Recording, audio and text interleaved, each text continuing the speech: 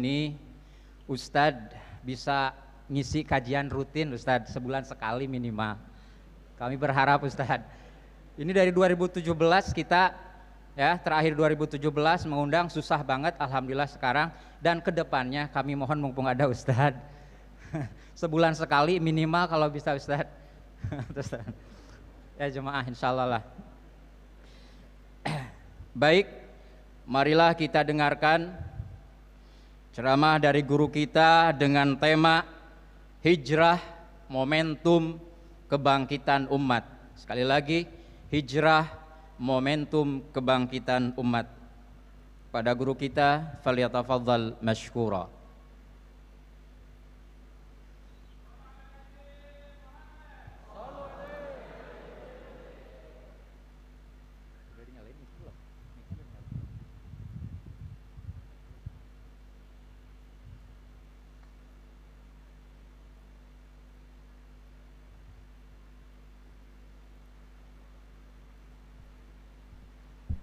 Bismillahirrahmanirrahim. Assalamualaikum warahmatullahi wabarakatuh.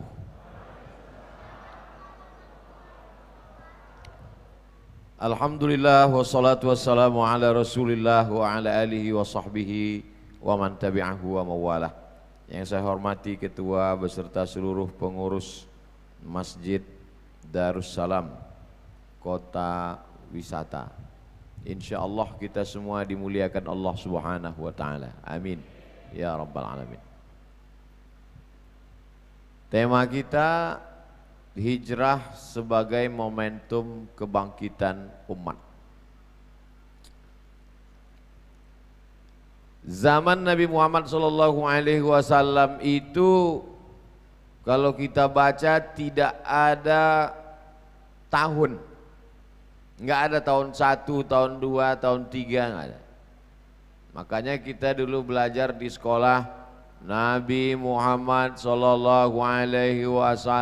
lahir pada tahun gajah. Karena memang penamaan tahun tergantung musim. Jadi andailah sekarang tidak pakai tahun, anak ibu lahirnya kapan? Tahun corona. Terus kalau berkelanjutan juga tahun apa? Tahun masker. Karena yang dijadikan tahun itu adalah peristiwa, bukan angka. Peristiwa yang terjadi. Dan itu pada masyarakat primitif lumrah, biasa. Sampai hari ini saya masuk hutan keluar hutan, suku Akit, suku Talang, suku Sakai, suku Laut, itu mereka memang tidak mengenal tahun. Tidak ada budaya tulis baca, tidak ada. Mereka rata-rata sejarahnya hanya cerita, pantun, petatah petitih, nenek-nenek moyang zaman dulu.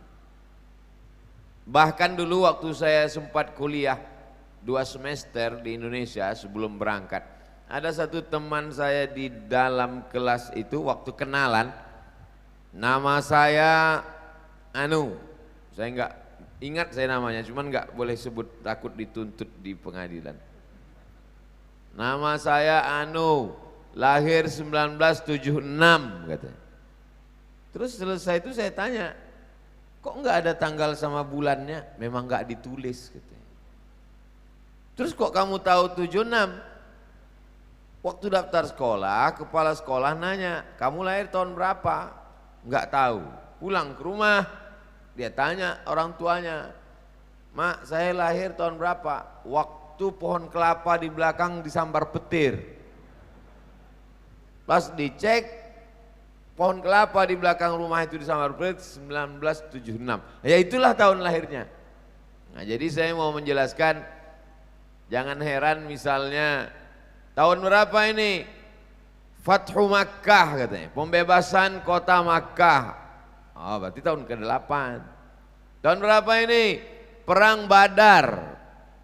Berarti tahun 2. Tahun berapa ini? Perang Uhud. Berarti tahun 3. Tahun berapa ini? Haji Wada. Berarti tahun 10. Begitu, karena memang yang dipakai peristiwa. 10 tahun Nabi Muhammad SAW di kota Madinah, enggak pakai tahun 1 tahun 2, tapi pakai peristiwa. Meninggal Nabi, naik Abu Bakar, Abu Bakar jadi khalifah 2 tahun setengah, enggak ada juga tahun 1 tahun 2. Meninggal Abu Bakar, naik Umar, Umar jadi khalifah 5 tahun. Lalu kemudian datanglah surat. Dia punya tetangga-tetangga nih kerajaan. Ada Persia, ada Romawi, ada Jazirah Arab. Lalu kemudian datanglah surat ke gubernur, waktu itu nama gubernurnya Abu Musa al-Asy'ari. Datang surat, Abu Musa al-Asy'ari bingung mau buat tahun berapa. Akhirnya dia minta saran Umar bin Khattab. Wahai Khalifah Amirul Mukminin Umar bin Khattab, ya ini kita mau balas surat ini gimana, kita nggak punya tahun. Oh kalau gitu musyawarah. Nah ini hebatnya Islam. Walaupun Umar bin Khattab itu panglima perang gagah perkasa, tapi memutuskan perkara pakai musyawarah. Ini baru jadi ketua masjid dah nggak mau musyawarah. Bukan Masjid Darussalam, ada musola kecil yang apanya ketuanya itu Fir'aun baru taubat, tapi taubatnya belum full. Nah lalu kemudian musyawarahlah Umar bin Khattab bersama sahabat mengamalkan firman Allah, a'udzubillahi minasyaitonirrajim, wa amruhum syura bainahum. Orang beriman itu memutuskan perkara berdasarkan musyawarah. Dari dasar musyawarah inilah diambil ke adopsi ke Pancasila. Makanya di Pancasila itu ada tauhid, ketuhanan yang Maha Esa. Ada kemanusiaan, al-insaniyah, kemanusiaan yang adil dan beradab. Ada al-wahdah, persatuan Indonesia.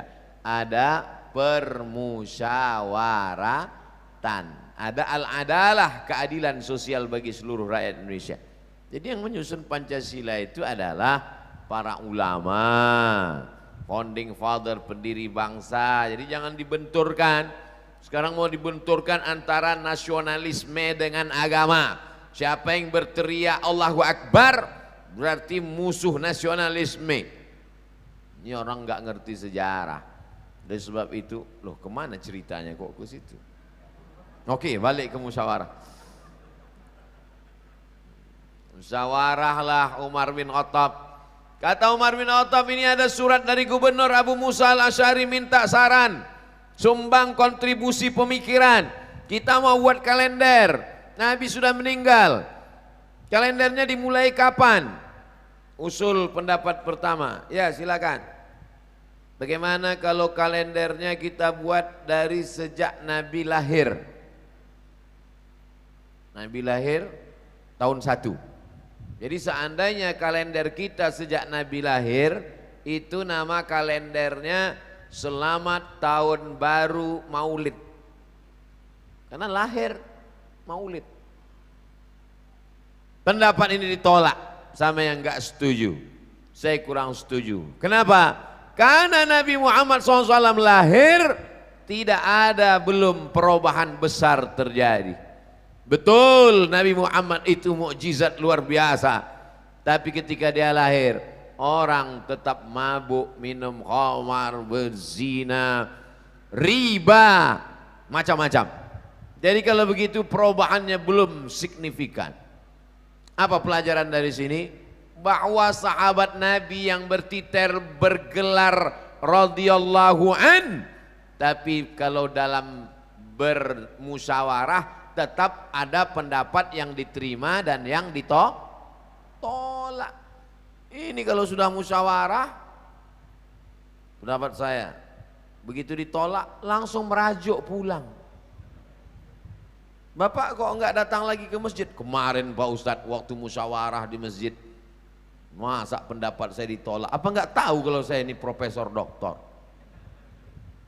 Merajuk. Ini titel lebih hebat dari segala titel. As-sabiqunal awwalun, mereka yang dulu masuk Islam, minal muhajirin, dari kalangan muhajirin, wal ansar, dari kalangan ansar, walladzina taba'uhum bi ihsan, dan yang mengikuti mereka dengan perbuatan baik. Ulaika, mereka itu radhiyallahu anhum, diridhai Allah subhanahu wa ta'ala. Pelajaran pertama, musyawarah. Pelajaran yang kedua, ditolak pendapatnya, enggak sakit hati, karena ini namanya musyawarah. Ada pendapat lain? Ada. Gimana kalau kalendernya dimulai tahun 1 sejak turunnya wahyu Al-Quran? Seandainya Iqra itu dijadikan tanggal 1, Iqra bismi rabbikal ladzi khalaq, khalaqal insana min 'alaqin, iqra wa rabbukal akram, alladzi 'allama bil qalami 'allamal insana ma lam ya'lam. Selamat tahun baru Iqra. Selamat tahun baru wahyu namanya. Ditolak juga pendapat ini, enggak diterima. Biasa, berdebat di ruang musyawarah itu biasa. Yang luar biasa itu berdebat di ruang musyawarah sampai dibawa ke liang lahat, itu yang masalah. Gimana, ada pendapat yang lain? Ada. Apa pendapatnya? Gimana kalau kalender itu kita mulai dari sejak Nabi meninggal? Pas Nabi meninggal, itu dibuat tahun 1. Enggak diterima juga. Kenapa? Karena kalau kalender dimulai pas Nabi meninggal, maka selamat tahun baru takziah. Jadi setiap nyambut tahun baru, sedih semua. Tahun baru takziah. Datanglah Sayyidina Ali. Datang ini dua pendapat. Ada yang mengatakan ini pendapat Sayyidina Ali, disetujui oleh Umar. Ada pendapat mengatakan ini pendapat Umar, tidak perlu dipermasalahkan. Apa kata Sayyidina Umar? Al-hijratu tufarriqu bainal haqqi wal batil. Hijrahlah yang memisahkan antara yang hak dengan yang batil. Lahir ditolak, turun wahyu ditolak, meninggal ditolak. Yang dipakai adalah hijrah, karena momentum hijrah seleksi keimanan. Yang imannya nanggung-nanggung enggak bakalan bisa hijrah, karena dia pasti akan menetap di Makkah, khawatir meninggalkan keluarga, takut miskin. Maka pemisah hak dan batil adalah hijrah. Maka selamat tahun baru hijrah 1442. Semoga tahun ini lebih baik dari tahun yang lalu. Potong, upload ke Instagram. Bapak Ibu yang dimuliakan Allah Subhanahu wa taala. Apa pelajaran yang diambil dari sini? Bahwa tidak semua diatur oleh wahyu. Tidak ada ayat dalam Al-Quran, ya ayyuhalladzina amanu, mulailah tahun baru hijrah dari 1 Muharram. Jadi ada perkara-perkara yang diserahkan kepada umat untuk bermusyawarah. Sekarang orang ini sedang latah, sedikit-dikit mana ayatnya, mana hadisnya. Memang betul itu Mas Bro. Tapi ini ada masalah yang diserahkan Allah kepada akal untuk memusyawarahkannya. Tapi keputusannya tetap dipilih yang terbaik di antara pendapat-pendapat. Karena akal manusia ini seperti ini. Jangan tangan kiri lah Pak Ustadz. Oke, kanan. Akal manusia ini seperti ini. Jabatan manusia juga seperti ini. Bentuk rupa wajah manusia juga seperti ini. Ada akal ini sangat sempurna. Ada yang rendah kurang sempurna, ada yang sedang-sedang saja. Ketika bermusyawarahlah akan tampak di mana kesempurnaan, kestabilan emosi. Oleh sebab itu kita dalam segala urusan hidup ini melihat ke Quran, melihat ke sunnah, ikuti langkah para sahabat, salafun saleh, pakai akal, maka insya Allah ibadah membimbing hati, maka insya Allah kita diridhoi Allah sampai hari kiamat. Amin ya rabbal alamin. Akhirnya dipakailah momen hijrah. Hijrah ini berawal hari Kamis. Hari ini hari Rabu, besok Kamis. Hijrah berawal dari Kamis besok. Ini gladi kotor. Besok baru hijrah. Makanya tepat kata Pak Ketua Divisi Ibadah tadi, supaya Ustaz Abdul Somad datang tiap bulan kemari. Banyak yang mengaminkan. Hari Kamis pagi, ini momentum awal hijrah. Berkumpullah semua anggota-anggota parlemen. Apa ada parlemen waktu itu Pak Ustadz? Oke, kalau nggak setuju kepala suku. Kepala-kepala suku. Ngumpul semua di sebuah tempat namanya Darun Nadwah. Masjid kita Darussalam. Tempat pertemuan di Makkah Darun Nadwah. Dar artinya rumah, Nadwah artinya pertemuan. Darun Nadwah rumah pertemuan di kota Makkah. Yang mendirikan Darun Nadwah itu namanya Qusay. Siapa namanya? Qusay. Saya belum pernah ketemu orang Indonesia nama Qusay. Qusay.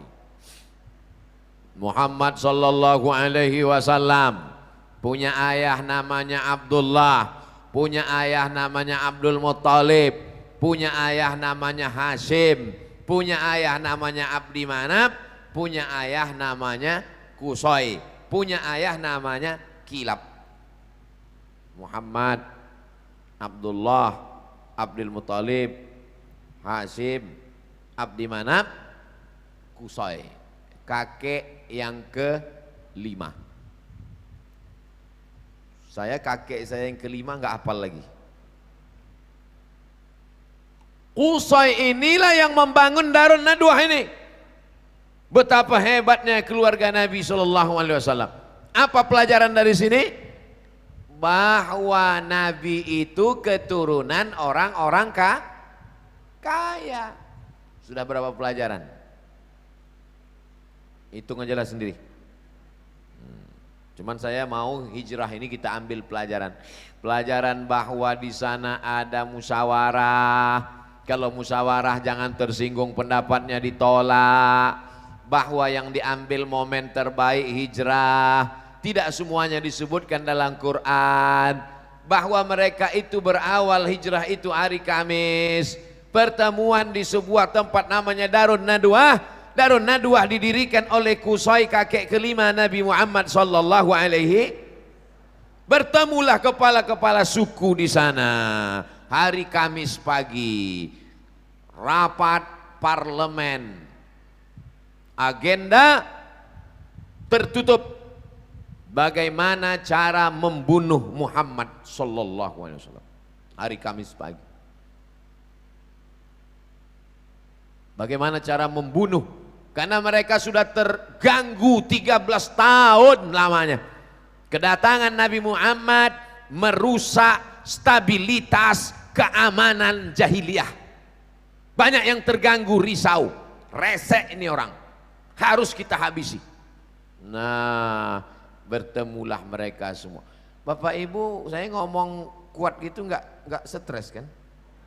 Soalnya saya nggak bisa saya melihat raut wajah, nggak tahu entah dia senang, entah dia marah. Tapi saya husnuzon aja. Saya terus terang dengan masker ini terbantu ketika foto-foto. Saya nggak perlu senyum. Kalau dulu sekarang saya suka.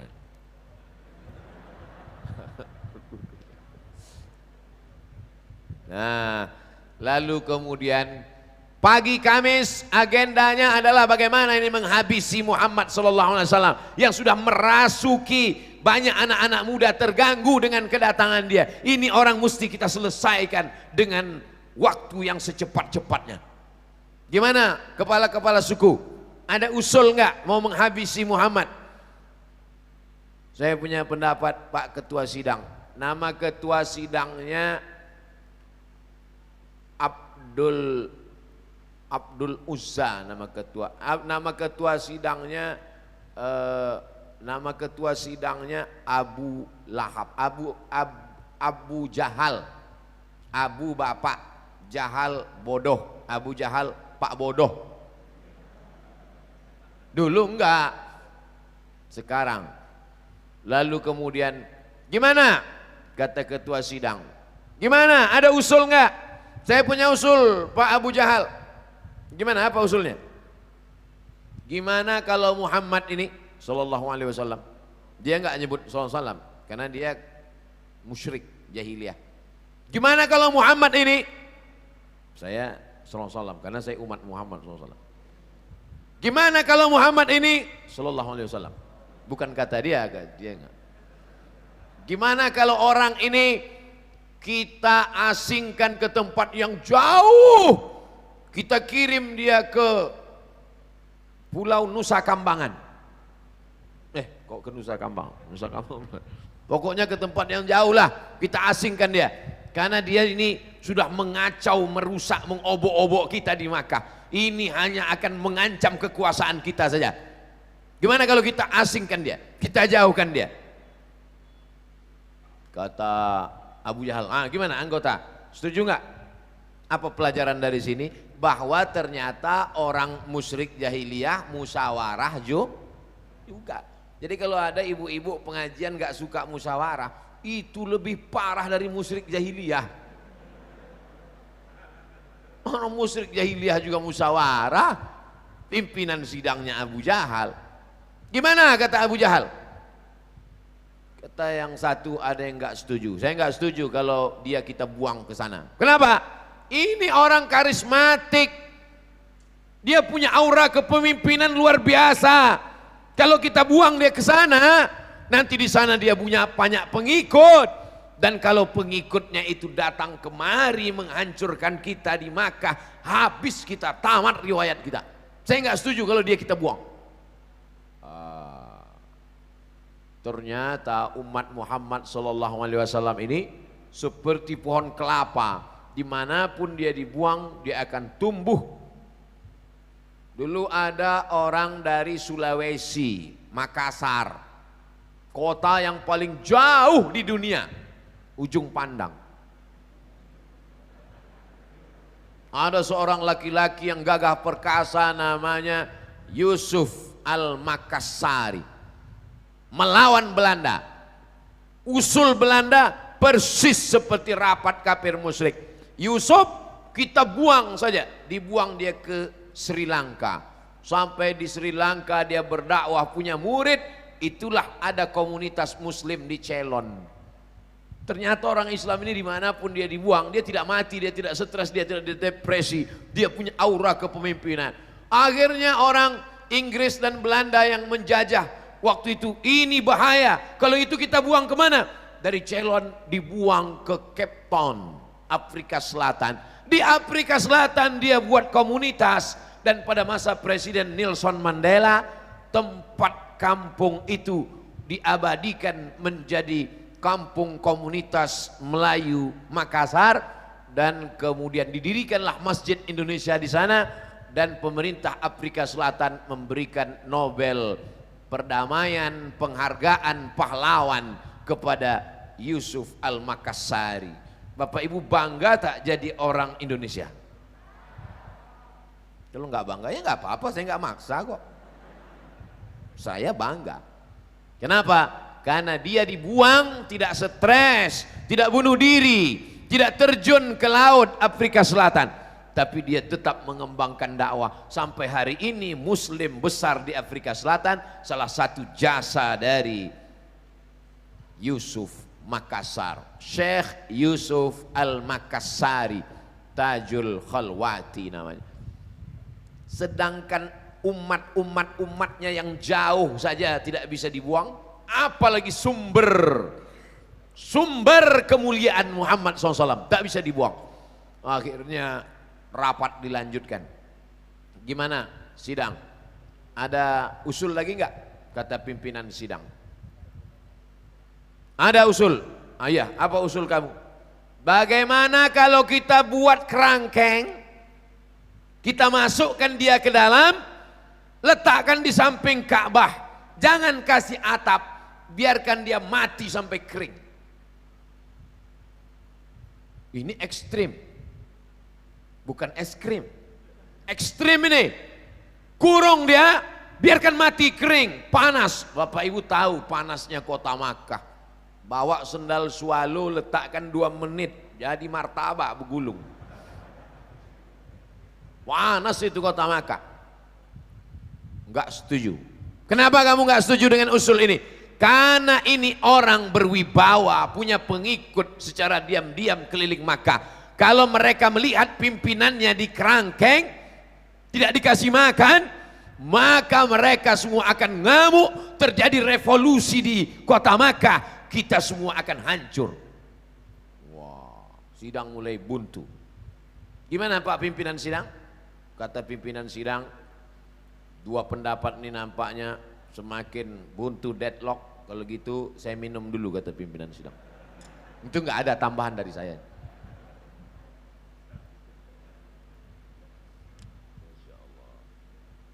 Bismillahirrahmanirrahim.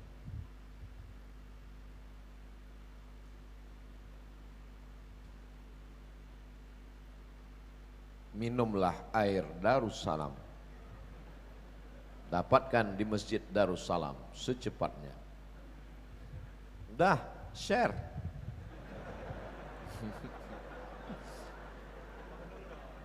Saya ditanya sama orang pajak, itu Ustadz banyak sekali endorse kopi, endorse cendol, endorse air, ada ngambil royalti enggak? Demi Allah enggak ada royalti. Udah kekurangan duit orang ini.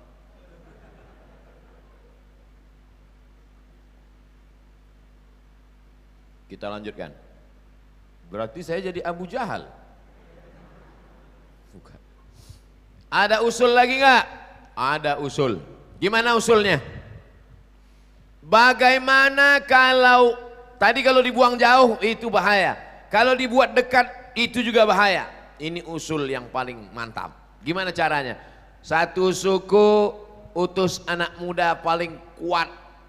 Satu suku cari siapa di antara suku ini anak muda yang paling kuat tangannya, masukkan ke dalam rumah Muhammad malam-malam, pancung kepalanya.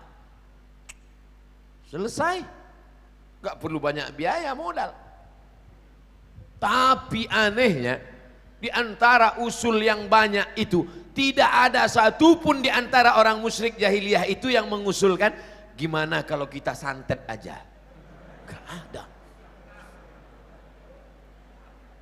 Jadi apa maknanya? Kalau ada orang sekarang pakai santet, berarti lebih jahiliyah daripada Abu Jahal. Kalau ada orang sekarang nyantet karena benci santet, itu nanti di akhirat ketemu sama Abu Jahal. Kata Abu Jahal, aku aja nggak sejahiliyah ente. Kami memang di Makkah itu jahat, minum khamar, tapi untuk menghabisi dia nggak kami santet. Ente pakai santet, ayo kita celupkan dia ke dalam neraka. Sesama masuk neraka, saling mencelupkan mereka dulu. Gimana usul yang ketiga ini? Satu anak muda dari kalian masuk mengendap-endap dalam rumahnya, pancung kepalanya tengah malam. Gimana? Setuju? Bahaya ini Bapak Abu Jahal. Apa bahayanya? Muhammad SAW bukan anak sembarangan. Muhammad anak Abdullah, Abdullah anak Abdul Muttalib, Abdul Muttalib anak Hashim, Hashim anak Abdi Manaf, Abdi Manaf anak Qusay, Qusay anak Kilab, keturunan Lu'ay Fihir, cucu cicit Adnan, keturunan Ismail, anak Ibrahim alaihissalam. Mengalir darah Ibrahim dalam darahnya. Kalau sampai ketahuan ada suku yang membunuhnya, terjadi perang suku, satu suku akan dihabisi. Bukan sembarangan. Kalian pikir Muhammad ini kaleng-kaleng? Akhirnya sidang waktu itu alot luar biasa. Gak berapa lama idenya datang dari Abu Jahal sendiri. Kata Abu Jahal, saya punya ide sendiri. Apa ide Abu Jahal? Kalau satu suku mengirim satu anak muda, ketahuan nanti satu suku di sana dihabisi. Jadi kalau gitu gimana? Satu suku ngirim anak muda, satu suku ngirim anak muda, satu suku ngirim anak muda, satu suku ngirim anak muda, satu suku ngirim anak muda, dan kemudian semua anak muda ini dikasih pedang. Malam-malam ramai-ramai masuk, semuanya ikut mencincang, dan kalau dia mati tidak ada satupun yang dituntut karena semuanya ikut. Inilah ide korupsi berjamaah dari Abu Jahal. Karena kalau cuma satu yang buat ditangkap, gimana kalau kita buat rame-rame? Siapa yang mau nangkap? Cerdas dia, cerdas. Tapi kenapa dipanggil Abu Jahal? Abu Jahal kan pak bodoh, padahal otaknya cerdas. Karena cerdasnya untuk yang jahat-jahat saja. Kalau untuk yang baik-baik dia tertidur. Ini masjid kita sudah nggak muat lagi. Jamaah kita ramai sampai 3.000 orang. Gimana jamaah cara menyelesaikan masalah ini? Nggak ada ide-idenya. Tapi kalau pas ditanya, gimana cara kita nyambut Agustusan? Keyboard tunggal. Nah itu Abu Jahal.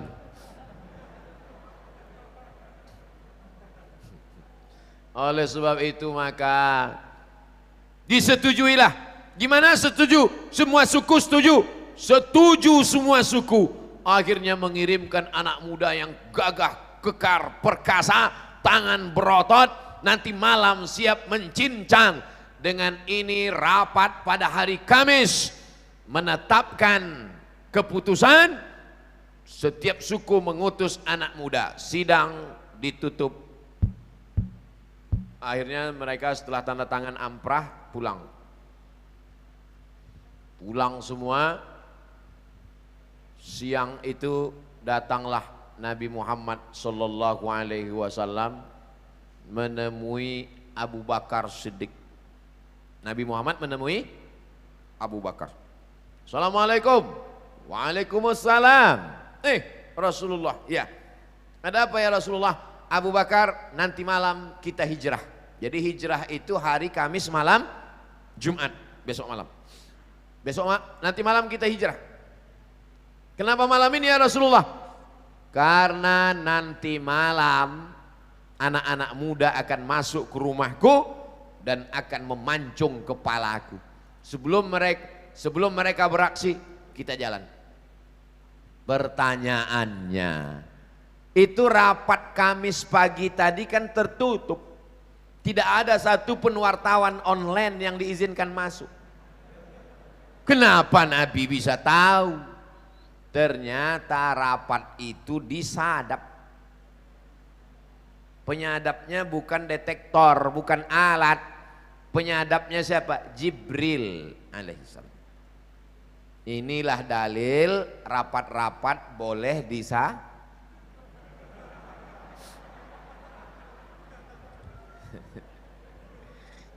Nah, ibu-ibu hati-hati rapat ibu-ibu. Mana tahu itu meningkatkan belanja bapak-bapak. Bocor. Akhirnya Jibril ngasih tahu Muhammad sallallahu alaihi wasallam hasil rapat mereka tadi pagi hari Kamis di Darun Nadwa, ente nanti malam mau dihabisi. Oleh sebab itu datanglah Nabi menjumpai Abu Bakar. Abu Bakar memang sudah siap, nunggu komando saja, ready. Oke ya Rasulullah, sami'na wa ata'na. Yang bisa dibawa hijrah hanya orang yang siap. Gimana kalau masjid ini kita luaskan? Siap. Gimana kalau bangunannya kita buat 2 lantai? Siap. Gimana kalau kubahnya? Oh, udah bagus, sudah nggak perlu lagi.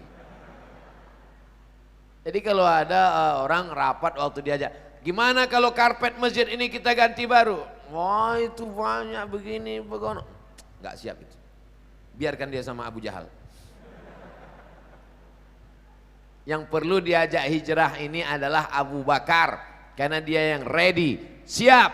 Lalu kemudian Abu Bakar Siddiq pun siap. Abu Bakar, nanti malam kita jalan. Sami'na wa ata'na. Setelah ngasih tahu, Nabi pun pulang. Pulang ke rumah, siap-siap, malam. Habis Isya, tidur. Nabi itu tidurnya habis Isya. Makanya Nabi mudah bangun jam 2 malam. Isya jam 8, 9, 10, 11, 12, 1, 2. Kita tidurnya jam 1. Gimana mau bangun jam 2? Tidur jam 1. Di setel jam. Jatuh. Mati. Besok pagi sama-sama HP-nya mati. Gimana mau sholat subuh? Oleh sebab itu maka berbeda jam tidur orang dulu dengan orang sekarang. Lalu kemudian Nabi SAW tidur setelah Isya, malam dia bangun. Biasanya Nabi kalau bangun itu dia sholat tahajud. Tapi malam itu biasanya Nabi bangun sholat tahajud ke Masjidil Haram di samping Ka'bah. Dia sholat kalau siang nggak bisa sholat di samping itu. Pernah Nabi coba sholat di samping, diikat kepalanya, disungkup. Sampai akhirnya Sayyidah Fatimah menyelamatkan. Takut disungkup oleh kafir musyrik, dicekik oleh kafir musyrik. Makanya kalau ada jamaah sekitar Masjid Darussalam ini rumah dekat tapi enggak ke masjid, berarti takut disungkup, takut dicekik. Bapak kenapa enggak ke Masjid Darussalam? Takut saya dicekik nanti ada.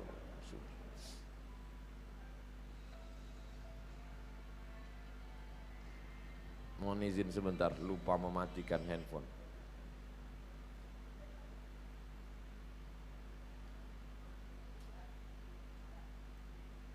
Udah, saya buat di atas pesawat.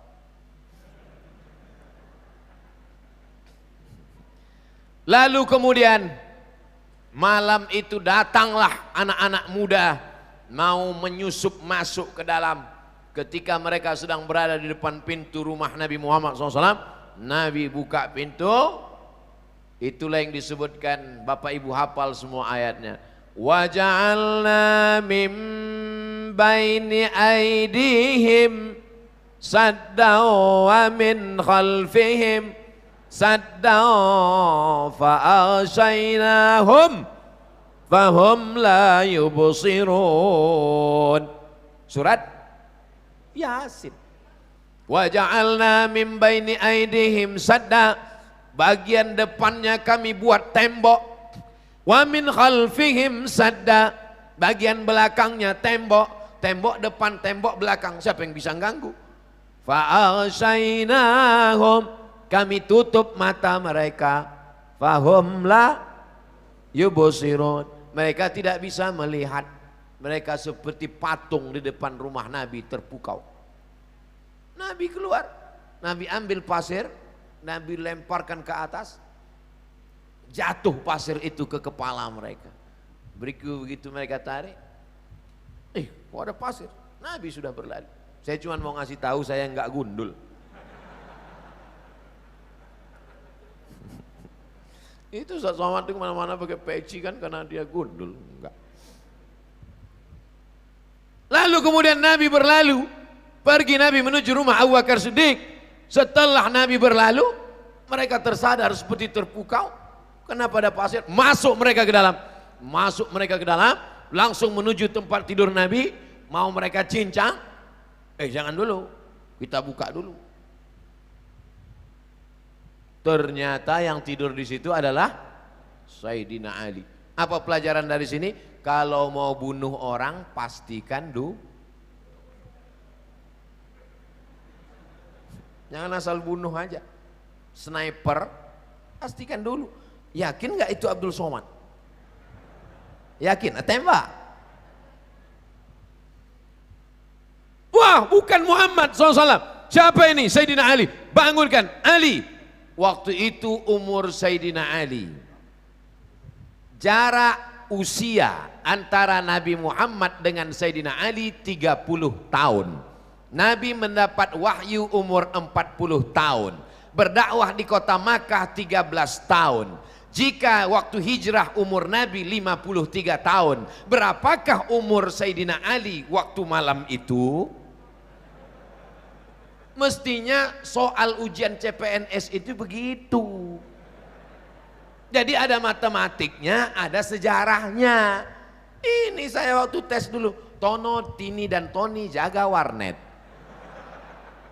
Tini bekerja di waktu pagi, Tono di waktu malam. Tono dan Tini tidak mau kerjasama karena pernah pacaran. Mereka belum move on. Jam-jam berapa saja mereka bisa kerjasama? Apa ini? Kita jauh-jauh belajar hadis ke Maroko, tesnya Tono, Tini dan Toni. Maka malam itu umur Sayyidina Ali 23 tahun. Anak baru selesai S1, sedang ganteng-gantengnya, umur 23 tahun. Mana Muhammad? Aku nggak tahu, kata Sayyidina Ali. Apa pelajaran dari sini? Yang menemani di atas gunung Abu Bakar, tapi yang menggantikan di tempat tidur Sayyidina Ali. Yang menemani naik ke bukit sahabat dekat, tapi untuk menggantikan di tempat tidur saudara sepupu. Mana yang paling besar resikonya, di tempat tidur atau di atas gunung? Kalau kamu jadi pemimpin, resiko terbesar, tersulit, kasih ke keluarga. Tapi kalau agak ringan, beri ke teman. Gitu. Sekarang orang dibalik. Yang resiko mati, kasih ke teman. Yang enak-enak, kasih ke keluarga. Cerita sunnah, poligami. Ini sunnah itu ini. Bagaimana kalau untuk yang resiko mati, kasih ke keluarga. Sayyidina Ali, andai tidak dibuka penutup selimut itu, udah jadi keripik. Tapi Allah masih sayang kepada Sayyidina Ali, kepada Sayyidina Muhammad sallallahu alaihi wasallam. Akhirnya mereka menyusul. Malam itu juga mereka keliling mencari, mana ini orang. Itulah cerdasnya Nabi Muhammad. Siddiq, amanah, tabligh, cerdas, smart. Nabi tidak langsung pergi, karena kalau malam itu langsung pergi ke Madinah tertangkap. Transit dulu di atas Jabal Sur. Kalau menerima wahyu Jabal Nur. Bersembunyi sebelum hijrah Jabal Sur. Bersembunyi sebelum hijrah Jabal Sur. Menerima wahyu Jabal Nur. Ini banyak nih jamaah umrah pulang cerita, kemarin kami naik ke tempat Nabi sembunyi Jabal Nur. Yang cerita nggak tahu, yang dengar lupa. Sama-sama ngangguk. Masih syukur nggak apa-apa. Tapi perlu saya jelaskan. Nah, cerdasnya Nabi tidak langsung pergi. Bagaimana? Transit dulu di atas. Berapa malam? Malam Jumat, malam Sabtu, malam Ahad. Berapa lama Nabi transit di Jabal Sur? 3 malam. Apa pelajaran dari sini? Tentu pelajaran dari sini tergantung pekerjaannya masing-masing. Saya khawatir cerita ini didengar oleh maskapai penerbangan. Pesawat delay. Pelajaran dari hijrah, transitlah 3 hari gitu. Karena itu bahwa susun strategi di atas. Bapak Ibu nanti kalau umrah minta bawakan ke Jabal Sur. Naik ke atas, sampai ke atas mau masuk ke pintu gua. Gua itu adalah lobang di tengah batu. Ini ada batu, ada lobang, itu gua. Soalnya di Jakarta banyak sekali gua. Kan gua udah ngomong sama lu. Bukan gua itu yang ku maksud. Gua ini gelap, belum pernah dimasuki orang. Lalu kemudian Abu Bakar Siddiq menahan Nabi. Kata Abu Bakar, ya Rasulullah jangan masuk. Kenapa? Biar aku dulu yang masuk ke dalam. Mana tahu ada singa sedang menunggu mangsa. Mana tahu ada ular berbisa di dalam ya Rasulullah. Biarkan aku masuk. Karena kalau engkau yang masuk engkau meninggal, wahyu tidak tersebar ke alam semesta. Kalau aku masuk, yang bersedih hanya anak istriku saja. Masuk Abu Bakar Siddiq ke dalam, dia yakinkan semua bersih, barulah masuk Sayyidina wa Maulana Muhammad sallallahu alaihi wasallam. Coba bayangkan kalau yang dengan Nabi malam itu bukan Abu Bakar, tapi Abdul Somad. Apa kata Abdul Somad? Ya Rasulullah, silakan masuk. Kan ada Jibril, Mikail, Israfil, Israel. Kalau aku saya pengawal. Satpol PP aja nggak ada. Jadi jangan cemburu kalau nama dia disebut Abu Bakrin Siddiq radhiyallahu an. Sekarang ada orang yang mencaci maki Abu Bakar. Ada orang mencaci maki Abu Bakar? Ada. Dia katakan Abu Bakar merampas kekuasaan. Tiap habis sholat subuh dimaki Abu Bakar dengan Umar. Masjid Darussalam, kota wisata, mau membuktikan bahwa masjid ini bukan jamaah yang mencaci maki Abu Bakar. Maka ditulislah Abu Bakar di atas. Abu Bakar, Umar, Utsman, Ali. Itu untuk menunjukkan bahwa ini adalah masjid Ahlus Sunnah wal Jamaah. Oh, kata jamaah, saya sangka itu bacaannya Qul Huwallah.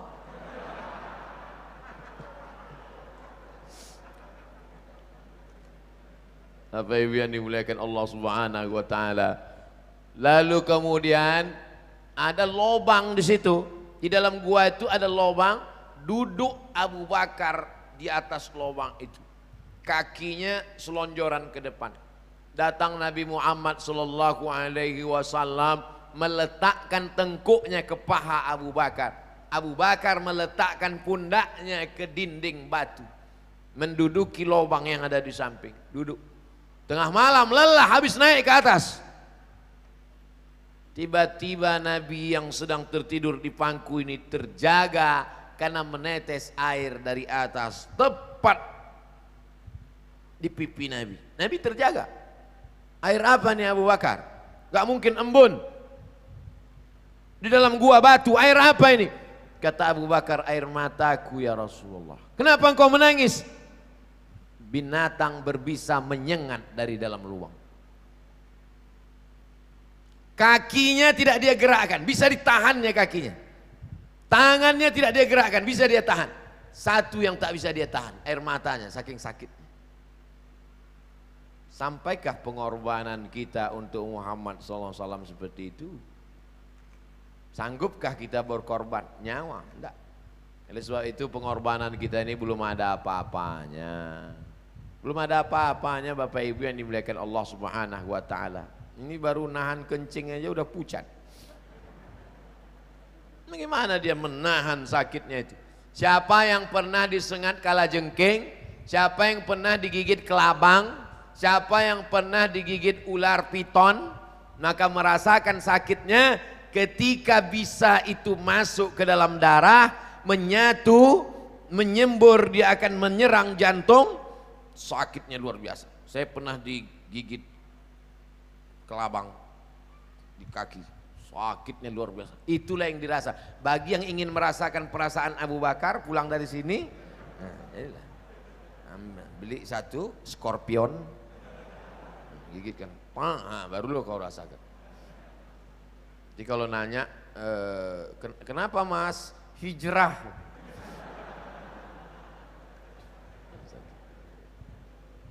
Rasulullah Sallallahu Alaihi Wasallam yang ngantar makanan ke atas siapa?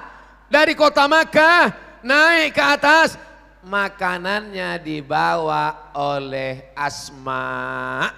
Kira-kira kalau Asma laki-laki apa perempuan? Perempuan. Itulah mengapa banyak perempuan sekarang ingin naik ke Jabal Sur waktu umrah. Tapi nggak naik sampai ke atas, untuk foto-foto aja. Alhamdulillah guys, sudah sampai di Jabal Sur.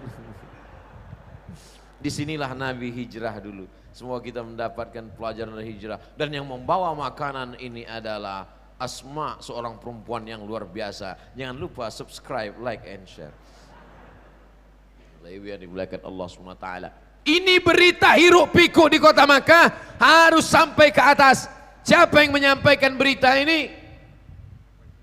Sedang dipoto. Siapa yang menyampaikan berita ini? Abdullah anak Abu Bakar. Abdullah malam-malam tidur di atas. Menjelang pagi turun ke Makkah. Siang dengar berita. Apa pelajaran dari sini? Orang Islam mesti update dan upgrade berita. Jangan sampai ketinggalan berita. Berita naik ke atas. Malam-malam sampaikan, wahai Rasulullah, tadi berita-berita berkecamuk di Makkah, isu-isu gini yang membuli-buli si anu. Di bawah ada penjaga. Kalau ada naik musuh ke atas, kasih tanda-tanda. Yang menjaga di bawah itu namanya Amir bin Fuhairah. Yang menemani di atas Abu Bakar. Yang menjaga di bawah Amir bin Fuhairah. Yang membawa makanan Asma. Yang membawa berita Abdullah. Yang menjadi guide penunjuk jalan Ibnu Uraiqid. Apa namanya ini? Pelajaran apa yang bisa kita ambil? Job description. Itu siapa? Ketua pembangunan. Makanya dia agak banyak kerut memikirkan semen dan cor batu bata, batu kerikil. Itu siapa? Itu bagian seksi ibadah. Makanya targetnya Ustadz Somad mesti tiap bulan datang ke Darussalam. Jadi mereka ini adalah job description-nya luar biasa. Maka terwujudlah masjid yang sebesar 1 hektar. Hai pengurus-pengurus masjid seluruh Indonesia, kalau kalian mau buat masjid 1 hektar, datang studi banding ke Darussalam kota wisata. Takbir. Dah potong, masukkan ke Instagram. Saudaraku yang dimuliakan Allah Subhanahu wa taala, malam Kamis, malam Jumat, malam Sabtu, malam Ahad, 3 hari 3 malam. Ahad malam Senin mereka pun bertolak menuju Yathrib. Jalannya tidak jalan biasa, tapi ditempuh jalan luar biasa. Yang ngerti jalan luar biasa itu namanya Ibnu Uraiqid, agamanya musyrik non muslim. Sepakat semua ahli sirah sejarah bahwa penunjuk jalan itu non muslim. Apa pelajaran dari sini? Boleh berteman dengan non muslim, boleh pakai jasa non muslim selama tidak membahayakan agama. Siapa bilang Nabi Muhammad SAW itu ini beda agama, pancung kepalanya? Tidak begitu. Ente baca buku sejarah nulis siapa? Pelan-pelanlah mereka naik onta 8 hari 8 malam. Bapak Ibu kemarin naik bis 6 jam.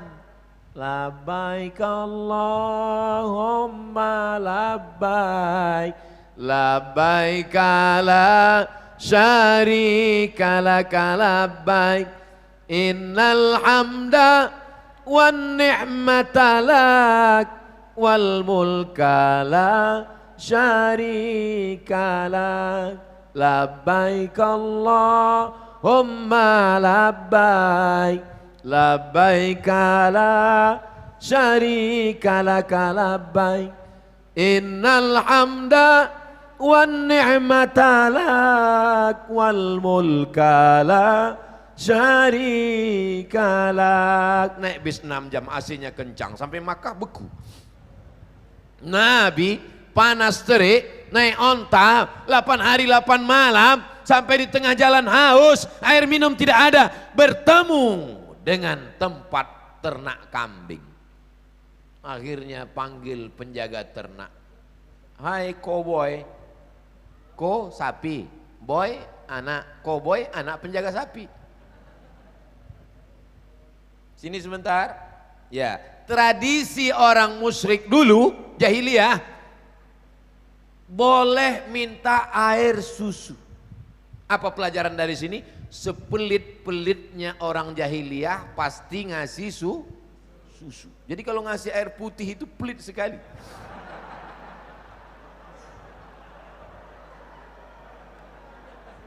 Ustadz penceramah tidak boleh dikasih air gula. Karena kalau dikasih air gula, lehernya panas. Pita suara dikasih gula cepat rusak. Makanya banyak ustadz belum tua suara udah hilang. Apa kabar? Tidak boleh kasih air gula. Artinya apa? Pengurus Masjid Darussalam ngerti itu. Maka dikasih air putih. Ustadz banyak duduk. Pagi tadi duduk di Az-Zikra, selesai itu duduk lagi di Fajrus Salam, selesai itu duduk lagi di Darussalam, nanti duduk lagi, sore duduk, malam duduk. Kalau banyak duduk minum gula kena ginjal. Maka untuk ustadz dikasih air putih. Ini untuk menghilangkan fitnah-fitnah.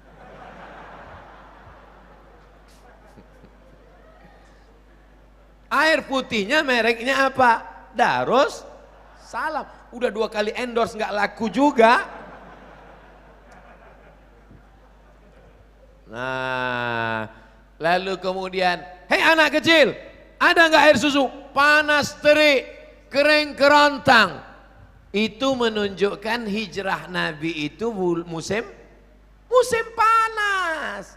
Karena waktu itu kering kerontang, kambing kurus-kurus. Tapi kalau mau juga ini ada satu kambing kurus, terserahlah, kalau ada air susunya ambil. Didoakan Nabi, diperah oleh Abu Bakar Siddiq, dimasukkan ke dalam. Setelah itu Abu Bakar membersihkan bagian bawah gelasnya.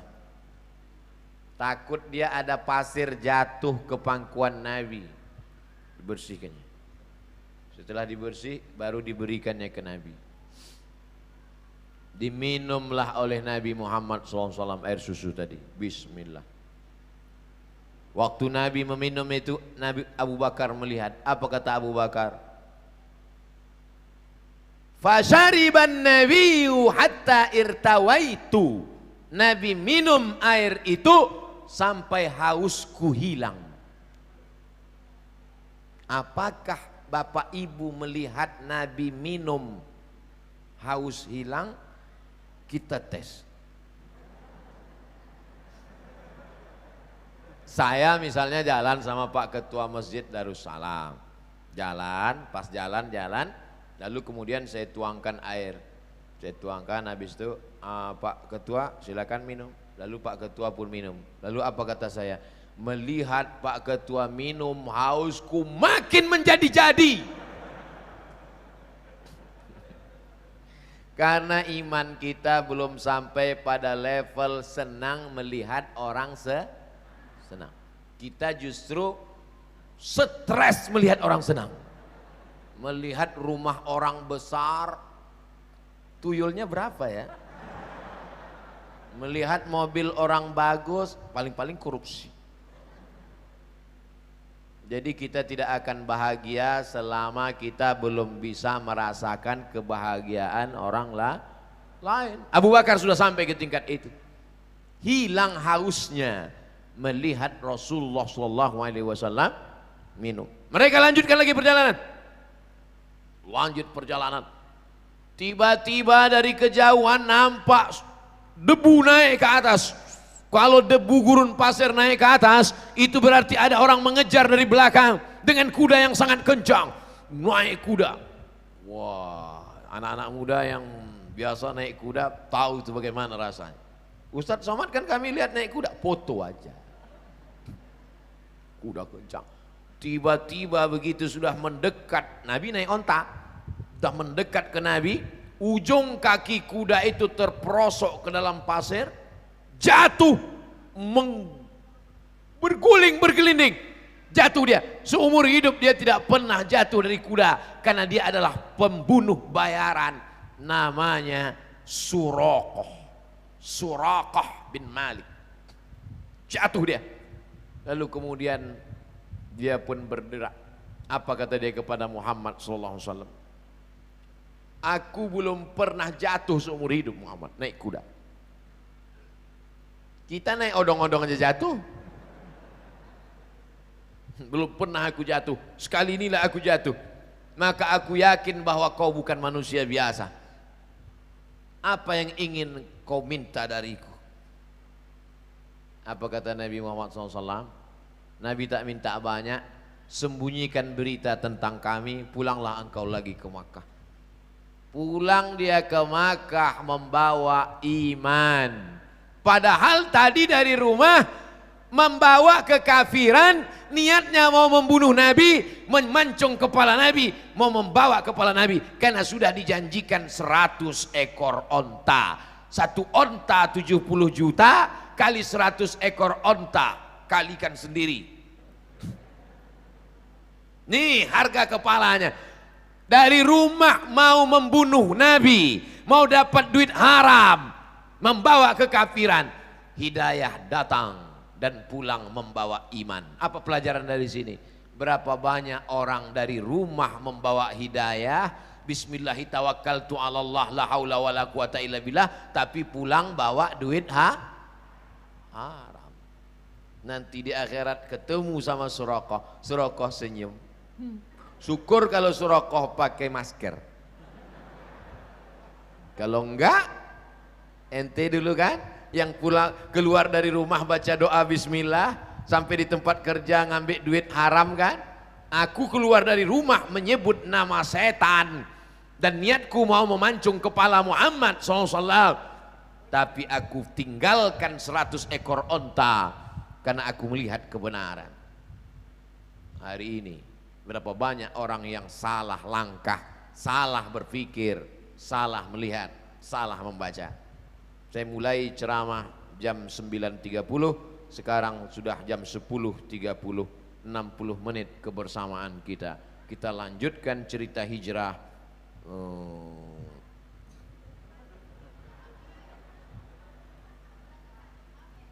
Amin ya rabbal alamin. 60 menit, ini 30, ini 30.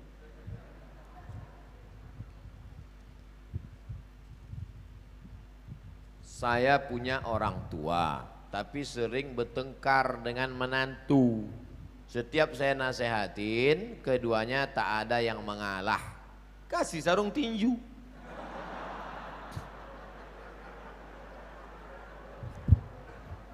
Bagaimana caranya supaya orang tua saya dan menantunya itu bisa akur kembali tanpa menyakiti keduanya, Pak Ustadz? Arisan keluarga, undang Ustadz. Ustadz yang lembut,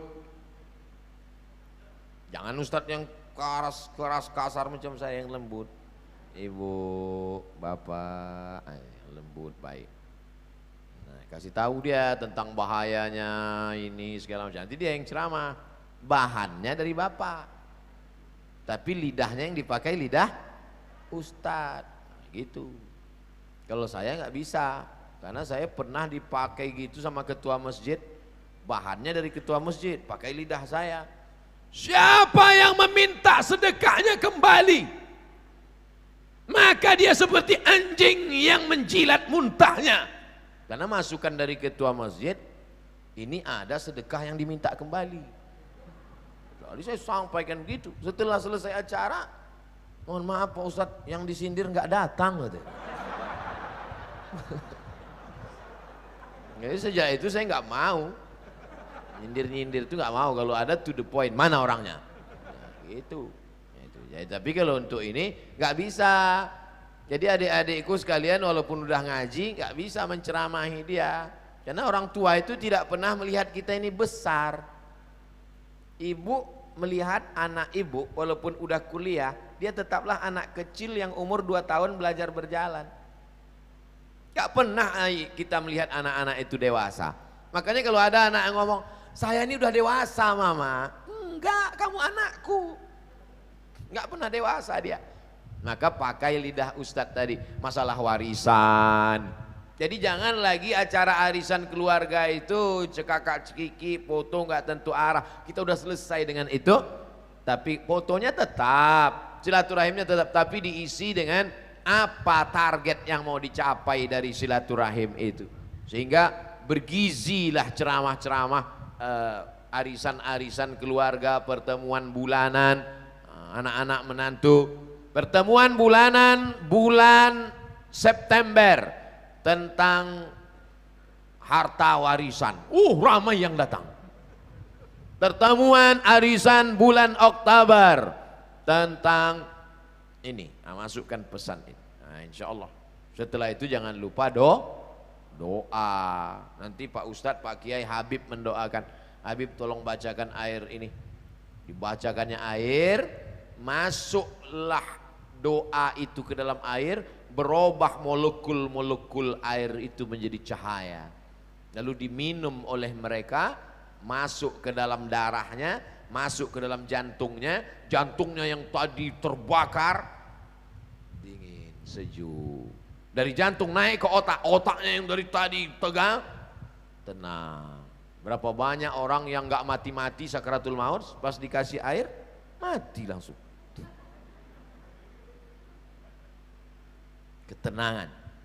Nah, jadi yang meneliti itu malah orang Jepang, bukan orang Arab, bukan orang Islam.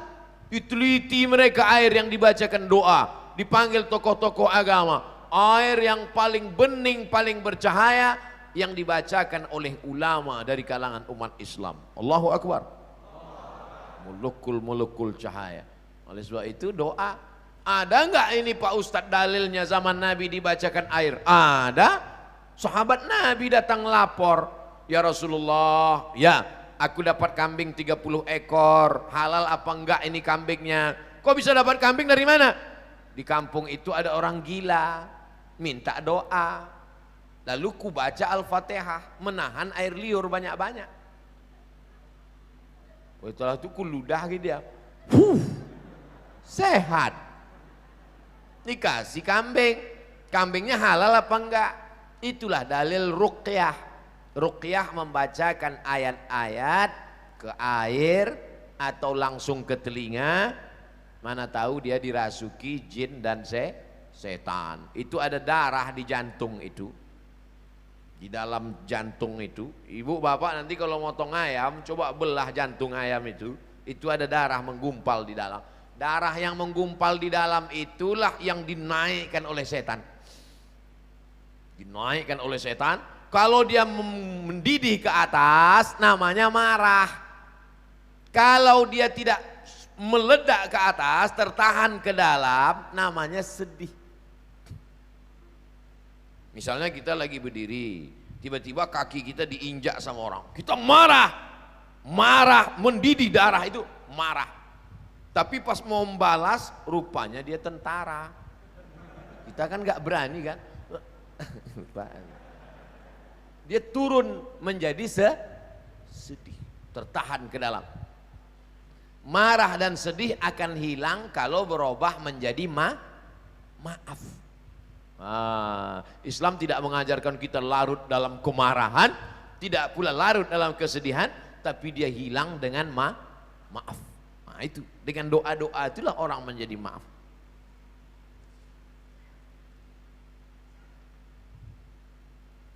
Saya diberi seorang anak, istri saya mengandung, sekarang masuk 7 bulan. Apa amalan afdal untuk saya sebagai suami untuk kebaikan kandungan? Perempuan yang sedang hamil itu hatinya risau, takut nanti melahirkan susah, takut nanti sesar, takut diganggu jin. Maka hatinya tenang dengan zikir, banyak-banyak sholawat. Allahumma sholli ala sayyidina Muhammad wa ala ali sayyidina Muhammad. Allahumma sholli ala sayyidina Muhammad wa ala ali sayyidina Muhammad. Makanya Pak Kiai selalu nyuruh, gimana nih Pak Kiai istri saya hamil? Baca surat Yusuf supaya hatinya tenang. Padahal tujuan Pak Kiai baca surat Yusuf supaya hatinya tenang dan anaknya soleh, tidak mau berzina seperti Nabi Yusuf. Cuman kadang ibu hamil ini salah sangka, disangkanya anaknya ganteng macam Nabi Yusuf. Pas lahir hitam komplain. Pak Kiai iki anaknya ireng piye iki. Pak Kiai orangnya sabar nggak marah. Bojone ndi? Pas dia bojo iki podo.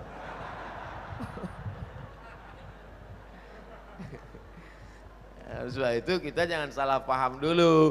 Jadi kalau ada ustadz nyuruh baca sholawat, baca ayat kursi, sesungguhnya itu supaya emosional si ibu tenang. Kalau ibunya tenang, anaknya juga ikut tenang. Salatullah, salamullah, ala taha rasulillah. Salatullah, salamullah, ala yasin habibillah.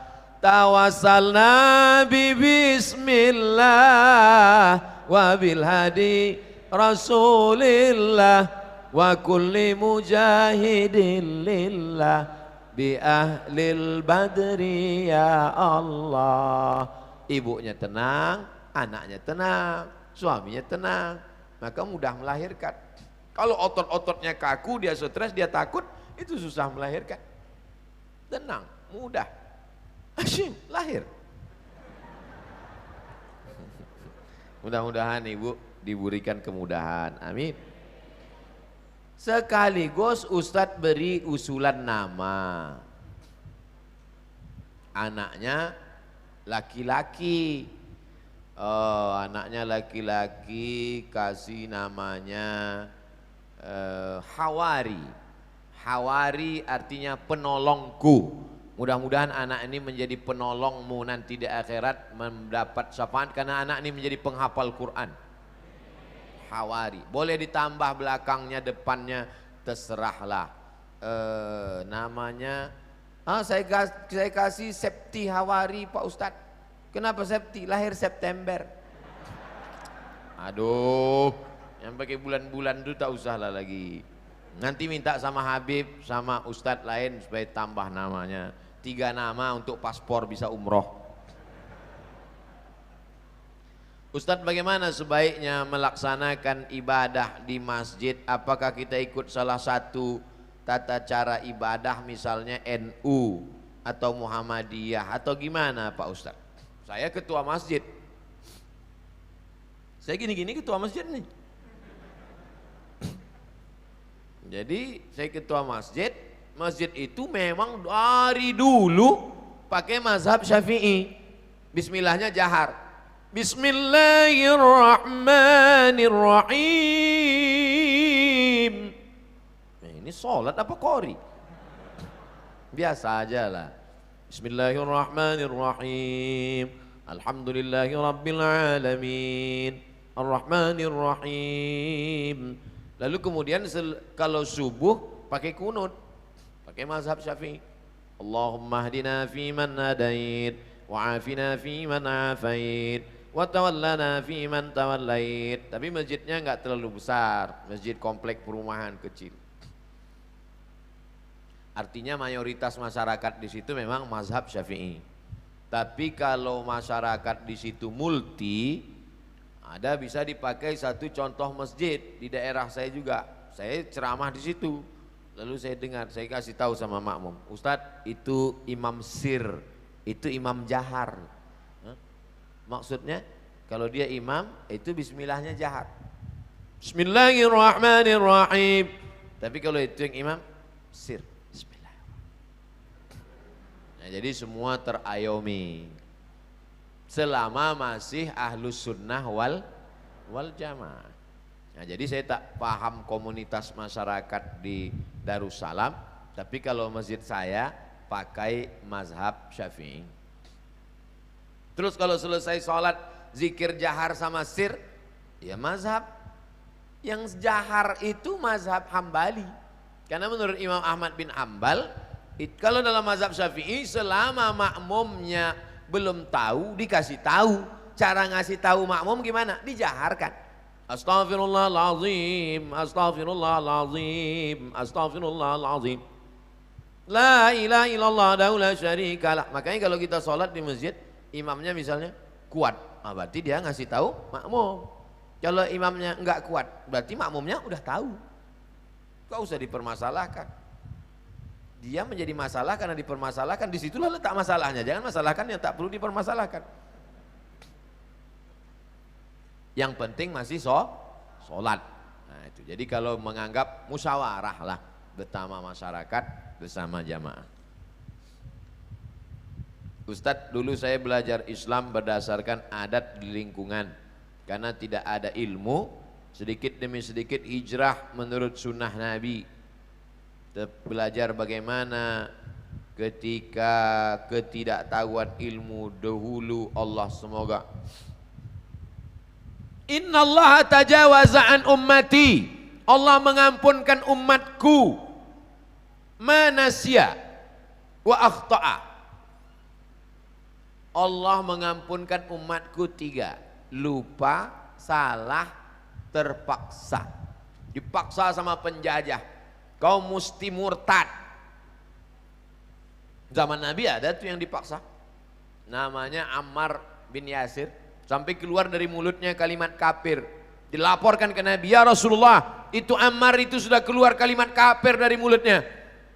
Turun ayat, illa man ukriha wa qalbuhu mutmainnun bil iman. Ada orang yang dipaksa tapi hatinya tetap beriman. Sahabat Nabi yang dibela oleh Al-Quran langsung turun ayat membela dia, diantaranya Ammar bin Yasir. Supaya tak putus silaturahim, bolehkah saya masih hadir dalam acara pengajian 7 bulanan, 4 bulanan dan selamatan? Orang hamil istrinya, hamil itu nikmat atau enggak nikmat? Tengok dulu udah nikah apa belum.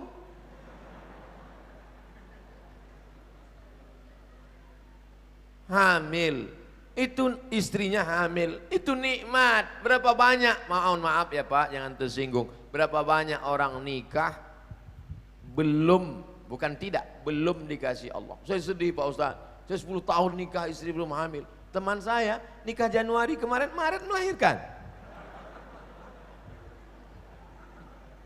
Wa amma bi ni'mati rabbika fahaddits. Nikmat Allah syukuri. Bagaimana cara mensyukurinya? La in syakartum la azidannakum. Syukur, undang kenduri. Kalau kami di Riau namanya kenduri. Rupanya di sini selamatan. Datang ya, selamatan. Kenapa disebut selamatan? Karena memang doanya Allahumma inna nas'aluka selamatan, salamatan fiddin. Semoga kelahirannya anaknya selamat, jauh dari penyakit. Nah, jadi kalau dia doa selamatan ya nggak salah, berdoa menyelamatkan supaya selamat. Lalu kemudian apa tadi yang ditanya? Selamatan. Ya selamatan, apa salahnya selamatan? Yang tak boleh itu kalau di dalamnya ada unsur syirik, menduakan Allah, meminta kepada selain Allah, la ilaha illallah, qul huwallahu ahad. Nah itu dalam Islam. Berdoanya kepada Allah ya nggak apa-apa. Tapi kalau berdoanya kepada Nyi Blorong, nah itu nggak boleh. Ustadz, saya pengen didoakan memiliki keturunan. Rabbi la tazarni fardan wa anta khairul warisin. Saya ulang 3 kali. Rabbi, ya Tuhanku, la tazarni fardan, jangan kau biarkan aku tak ada keturunan. Fardan, tak ada keturunan. Wa anta khairul warisin, engkau sebaik-baik pemberi waris. Doa Nabi Zakaria, lama tak punya anak, akhirnya dapat anak Yahya. Rabbi la tazarni fardan wa anta khairul warisin. Doa, banyak-banyak baca doa. Berapa kali Pak Ustadz? Sebanyak-banyaknya. Jadi kalau mau dibaca 10 kali, 30 kali, 40 kali, 100 kali, baik. Sholawat. Saya ketemu dengan bapak-bapak sudah nikah sekian belas tahun gak punya anak, setelah umur 40 punya anak. Saya tanya, gimana ceritanya? Semua udah kami coba Pak Ustadz, bayi tabung macam-macam dari yang 9 kilo sampai tak ada yang berhasil. Terus gimana terakhir? Yang buat berhasil ini terakhir setelah kami nggak pakai apapun, cuman nazar saya bernazar kalau anak ini lahir nanti saya masukkan ke pesantren. Lahir. Sulit, apa hubungan pesantren sama kerja mayoritas tidak beriman? Apakah saya harus berhenti bekerja? Semoga Pak Ustadz Somad semakin bertambah barokah ilmunya dan semakin nikmat beribadah kepada Allah. Amin. Amin. Amin ya rabbal alamin. Ibu atau bapak yang nanya ini bekerja di tempat non muslim. Pertama saya mau jelaskan apa hukum kerja pada non muslim dulu. Ali bin Abi Thalib bekerja mengambil upah menimba air di tempat orang Yahudi di Madinah. Dilaporkan ke Nabi, ya Rasulullah, Ali ngambil upahnya menimba air di rumah Yahudi. Nabi tidak melarang, Nabi membenarkan. Sekarang saya tanya, berdasarkan hadis ini, bolehkah bekerja pada non muslim? Hebat jamaah Darussalam. Dia bisa jawab sendiri, yang penting kasih aja dalilnya. Bekerja kepada non muslim hukum asalnya boleh. Tapi dikhawatirkan akan terpengaruh akidah, simbol-simbol pada hari-hari perayaan, dikhawatirkan. Sementara ada dua kesempatan. Bekerja di sini gajinya ya agak-agak di bawah itu 5% lah. Maka selamatkan akidah muamalah. Tapi kita tidak dibenarkan memusuhi orang karena berbeda agama. Lakum dinukum waliyadin. Jadi hukum asalnya tidak apa-apa. Nabi hijrah itu karena tidak bisa menerapkan ajaran Islam secara kafah di Makkah, maka hijrah ke Madinah. Setelah dia kuat di Madinah tahun ke-8 dia balik lagi ke Makkah, mengislamkan kota Makkah. Maka tahun 8 itu disebut dengan Fathu Makkah, pembebasan kota Makkah. Ustadz yang dirahmati Allah, saya baru berhenti kerja karena dampak Covid. Saat ini saya membuka usaha kuliner brownies secara online. IG-nya Velia Deli. Pesanlah brownies ke Instagram Velia Deli. Insya Allah halal dan berkah. Tidak ada biaya endorse.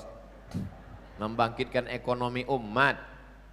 Orangnya sholat, tepungnya insya Allah bersih, telur ayamnya dicuci dulu. Bayangkan kalau yang masak brownies tuh pakai telur ayam nggak dicuci, ceplok, ceplok, ceplok, bersatulah bekas dari. Nah, tapi kalau dia sholat pasti dicuci karena kulit telur ayam keluar dari tempat najis. Ini makanan mesti halal. Dia sambil ngaduknya pakai sholawat, pakai bismillah, halal dan berkah. Dapatkan segera Velia Deli. Dah potong, share. Satu, mohon doa dari Ustadz agar usaha kami mendapatkan berkah. Pas pagi-pagi mau buka usaha itu baca Fatihah sekali, Qul huwallah 3 kali, Qul a'udzu falaq sekali, Qul a'udzu nas sekali, ayat kursi sekali. Fatihah sekali, Qul huwallah 3 kali, Qul a'udzu falaq sekali, Qul a'udzu nas sekali, ayat kursi sekali. Untuk membuka rezeki dan menjauhkan dari sihir-sihir, santet dan gangguan setan. Mana tahu ada orang benci, disiramkannya air mandi orang mati di situ. Di toko itu kalau dia buka atau depan rumah disiramkan air mandi orang mati, sehingga semua orang yang lewat di situ mengucapkan assalamualaikum ya ahlal kubur. Atau laki-laki minang perempuan ditolak, adik mau jadi istri abang, najis, tuih. Air ludah diambil, dicampurnya pakai tulang pukang. Pukang tuh binatang yang malu, nggak berani keluar. Akhirnya perempuan tuh seumur hidup malu melihat laki-laki sampai mati tak nikah. Apa tuh? Sihir, orang sakit hati. Nah itu menjaga diri dengan ayat-ayat ruqyah. Karena banyak sekarang cinta ditolak, dukun Kan betul. Strategi apa yang dilakukan baginda Nabi SAW saat berdagang sehingga menjadi pengusaha yang sukses, termasuk juga para sahabat Nabi? Kejujuran. Ini barang bagus harganya sekian, ini barang kurang bagus harganya sekian, ini barang gak bagus harganya sekian. Dulu kalau ada ustadz ceramah gini diketawain orang, kalau disebutkan harganya gak bagus gini mana orang mau beli. Sekarang yang supermarket, yang tukang jual buah yang pakai sistem inilah yang paling laris. Ini buah mangga impor harganya sekian, ini buah mangga lokal sedang sekian, ini buah mangga lokal agak bagus tapi banyak busuknya sekian. Justru itu yang dipilih orang. Adapun orang yang suka campur-campur buah busuk, begitu dia beli sekali, wal awwalu wal akhiru, itu yang pertama dan terakhir, tobat aku belanja di sini lagi. Kejujuran. Dan jangan lupa, rezeki itu dari kita atau Allah yang ngasih? Allah yang ngasih. Maka mintanya kepada makhluk atau kepada Allah? Pada Allah. Niat, nanti kalau ini berlebih ya Allah, yang wajib tetap kubayar zakat, niatku hanya untuk cukup makan, nanti akan aku santuni anak yatim, fakir miskin. Karena yang lain-lain kita beli. Jangan jadi masyarakat konsumtif. Beli jaket sampai 100 juta. Beli topi sampai 12 juta. Ustadz Somad kemarin topi Ustadz harganya 12 juta. Peci saya dibeli orang 12 juta. Dilelang untuk bangun pesantren. Peci 12 juta, topi UAS 5 juta. Saya pakai jaket batik tulisan UAS 270 juta. Habis semua membangun pesantren di Jambi. Pesantren orang Jambi. Habis itu saya bisik ke panitia, jangan sampai dibelinya pula celana saya ini. Takut saya pulang tak bercelana. Hebat masyarakat nih bersedekahnya sekarang. Mudah-mudahan Bapak Ibu usahanya lancar. Mohon izin Ustadz, bagaimana saya dapat memberikan saya tak usah oleh-oleh, saya makan tak banyak, saya minum tak banyak, makan tak banyak, tidur banyak. Di jalan tadi tidur sudah. Jadi kalau ada niat oleh-oleh untuk saya, udah saya terima. Bukan saya tolak, udah saya terima, jual lagi, buat di situ brownies Ustadz Somad, lelang. Lelang, duitnya ambillah untuk anak yatim, fakir miskin dan lain. Habis 90 menit standar, 60 menit ceramah, tanya jawab 30 menit, kita tutup dengan baca doa. Astaghfirullahalazim, astaghfirullahalazim, astaghfirullahalazim alladzi la ilaha illa huwal hayyul qayyum wa atubu ilaih. Al-hazihin niyah, untuk niat yang baik-baik. Al-Fatihah. A'udzubillahi minasyaitonirrajim. Bismillahirrahmanirrahim. Alhamdulillahirabbil alamin arrahmanir rahim maliki yaumiddin. Iyyaka na'budu wa iyyaka nasta'in. Ihdinas shiratal mustaqim. Shiratal ladzina an'amta 'alaihim ghairil maghdubi 'alaihim waladdallin. Amin. Allahumma shalli ala sayyidina Muhammad wa ala ali sayyidina Muhammad. La tada'lana dzamban illa ghafartah. Pulang kami dari majelis ilmu ini bersih dari dosa-dosa ya Allah. Wala dainan illa qadaitah. Saudara kami yang masih terlilit utang, tolong supaya lepas dari utang piutangnya ya Allah. Wala maridan illa syafaitah. Saudara kami yang sakit, keluarga kami, sahabat kami, tetangga kami, sembuhkan dari segala penyakitnya ya Allah. Wala mayitan illa rahimtah. Yang meninggal dunia, lapangkan kuburnya, terangkan alam barzahnya ya Allah. Wala raghiban illa anjabtah. Yang lama menikah belum kau karuniai anak, sesungguhnya mudah bagimu untuk mengirimkannya seorang anak. Hanya saja kau ingin supaya dia tetap berdoa, bermunajat, bertahajud. Maka jangan sampai kau sia-siakan doanya ya Allah. Berikanlah kepadanya anak yang soleh dan solihah. Allahumma anzilir rahmata wassalamata wal barakata ala hadhil jamaah. Turunkan keselamatan, kerahmatan, keberkahan kepada seluruh jamaah ini ya Allah.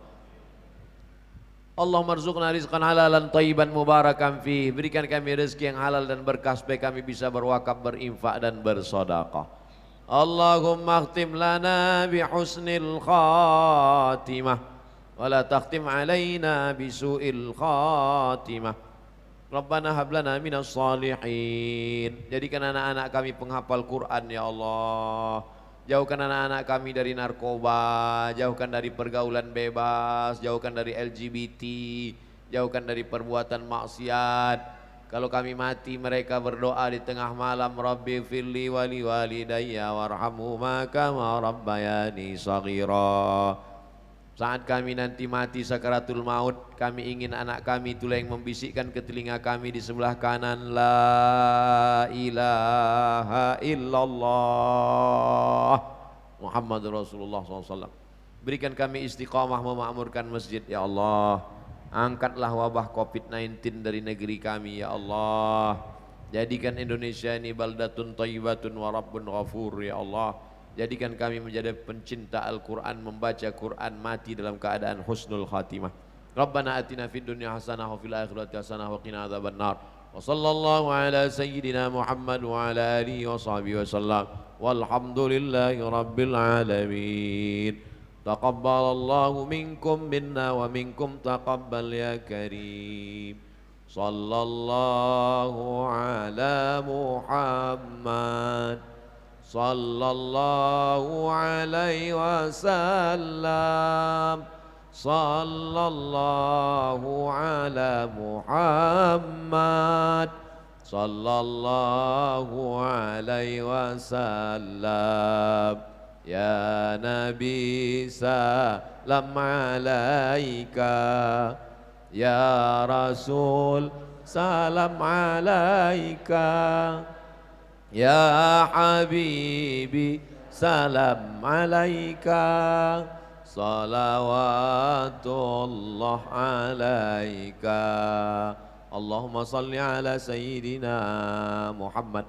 Allahumma salli wa sallim wa barik alaih. Pulang dengan tenang, tetap pakai masker, jaga jarak, hand sanitizer, banyak doa, kuat iman, kuat imun, COVID lari. Terima kasih. Assalamualaikum warahmatullahi wabarakatuh.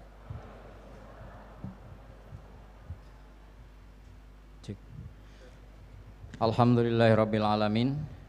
Jazakumullah ahsanal jaza kepada guru kita semua. Mudah-mudahan kita bertemu lagi di kesempatan berikutnya. Dari tim panitia yang ingin memiliki buku beliau, di depan sudah tersedia buku 37 masalah populer, buku tanya jawab